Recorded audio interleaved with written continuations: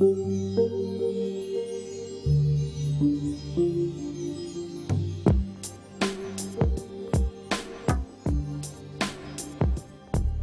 chaque année, Triptyque expose une centaine d'artistes plus contemporains les uns que les autres, avec pour cette édition une large part accordée au street art, traduisez l'art de la rue, s'inspirant des graffitis sur les murs.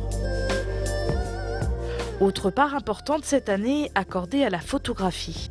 Alors en fait, moi je travaille sur, j'appelle ça mes séries, en fait Between Space, c'est les lieux entre deux.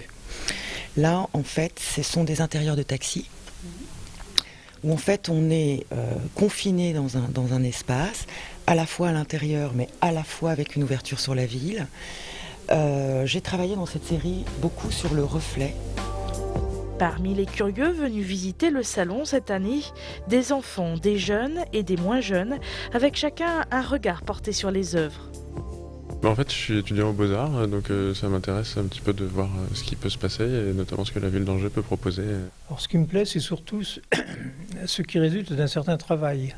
Je ne cherche pas du figuratif, mais je cherche quelque chose qui correspond à quelque chose d'un peu élaboré. Nous, on est assez fans d'art contemporain dans la famille, donc c'est un plaisir toujours de faire quelques pas dans une exposition. Et notamment avec les enfants, c'est toujours un émerveillement devant certaines toiles. Et donc elles prennent un plaisir fou, à partir du moment où on n'y passe pas trop longtemps, à rester une petite demi-heure dans une exposition.